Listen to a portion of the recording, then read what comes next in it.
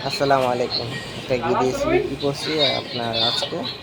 তো ওইটা আমরা মনে করেন চেক দেওয়ার জন্য সবকিছু বাইরে রেডি করলাম যে চেক করে তারপরে দিই। আমরা আগে থেকে এগুলো সব ওকে করে রাখি, কাজগুলো রেডি করা ওকে করে রাখি। আর ইলেকট্রিক মেশিন যেকোনো সমস্যা তো হইতেই পারে, স্বাভাবিক। সমস্যার কোনো ইয়া নেই, কারেন্টের জিনিস। তো এই জন্য আবার আমরা চেক দিই যখন কাস্টমারে এটা জিনিসটা দিব আমাদের থেকে কিনে। যখন কিনে তখন আমরা এটাকে চেক দিই। দেখতে পারতেছেন যে এম্পিয়ারটা বেশি নিতেছে 1.0, মানে 10.0। তো এই যে এম্পিয়ারটা নিতেছে এটা অনেক এম্পিয়ার নিতেছে, অতিরিক্ত এম্পিয়ার নিতেছে। তো আপনাদের মনে করেন একটা দেড় টুনি ইয়াতে 8 এম্পিয়ার দিবে, কিন্তু আমাদের এটা বেশি নিতেছে কারণ দেড় টুনি কম্প্রেসারটা, মানে কম্প্রেসারটা মেবি ছোট হয়ে গেছে এই কারণে।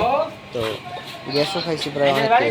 তো ঠান্ডা দেখতেছি অনেক ঠান্ডা চলে আসছে, আমরা ঠান্ডা মান্ডা সব কিছু ওকে হয়ে গেছে, সব কিছু আসতেছিল, ঠিক আছে। তো এটা মানে এত কাজ করলাম, মানে হ্যাঁ আগে আপনার মনে করেন এটা কাজ টাজ করে রেখে দিছি, এবং এটা ফুল ওকে হয়ে গেছে, কাজটা যেটা ওকে হয়ে গেছে এটা দিয়ে দিব। তো যারা যারা ভিডিও দেখবেন পাশে থাকবেন।